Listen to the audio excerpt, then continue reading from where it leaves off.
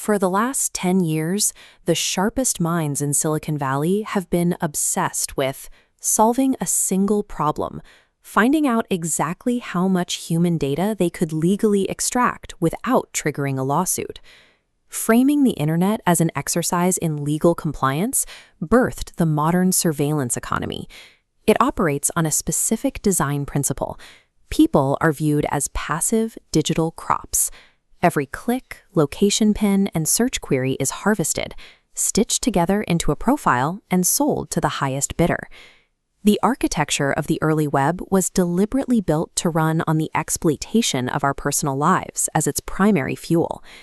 This animated diagram shows exactly how that extraction works physically. Your most intimate digital artifacts, your photos, your location histories, your financial records, are constantly pulled upward from your devices into massive, centralized data lakes. To protect all this exposed information, the industry points to their terms of service agreements and internal human resources policies. We are asked to trust that tech executives will follow the rules. A corporate policy document is a fragile shield. As long as millions of gigabytes of your personal information physically sit on servers owned by someone else, a single data breach or quietly updated user agreement can expose everything. Privacy must be dictated by the inescapable physical limitations of the network itself. To fix the internet, you have to shatter the centralized data lake and physically reverse the flow of information. Information relocates to the ambient edge. Instead of sitting in a remote server farm, your data lives exclusively on the hardware you physically control, your smartphone and your smartwatch. At P3C, this is driven by a strict mandate we call privacy by physics. The architecture of the network prevents mass data hoarding because the central storage facilities simply do not exist. Correcting this structural flaw requires dismantling the cloud and pushing computational power directly out to the individual. This split-screen diagram illustrates how our underlying technology, ZYRO HIVE, manages this decentralized process through a mechanism called zero visibility routing. The left side shows the old model.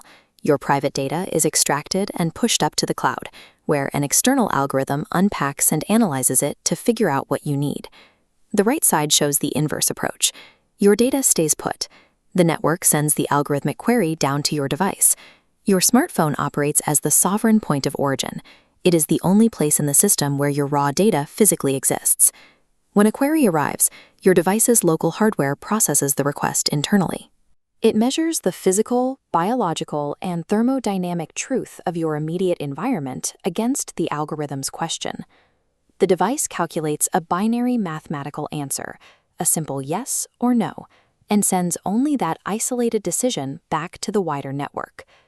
The exact second the query is answered, the raw data points used to calculate it are instantly annihilated in the device's local RAM. When raw data never leaves the local hardware and is purged from memory after every calculation, spying becomes mathematically and physically impossible. When millions of devices can answer binary queries about their immediate environment simultaneously, complex systems like transit grids and energy networks can synchronize in real time. This creates a vast cyber-physical clearinghouse. The city-wide system optimizes traffic flow or power distribution based on the aggregate of these anonymous yes or no signals, requiring zero facial recognition or identity tracking. In this architecture, your local device serves as a secure anchor for the network, providing the data truth needed to run the system without surrendering your identity to the machine. At P3C, we call this Intelligence Augmentation. By using the network to provide the individual with better environmental data and more control over their surroundings, the system amplifies human capability rather than simply monitoring it. Rewriting the physics of the network ensures that technology remains a tool for individual agency. Privacy becomes the foundational layer that allows advanced infrastructure to scale without compromise.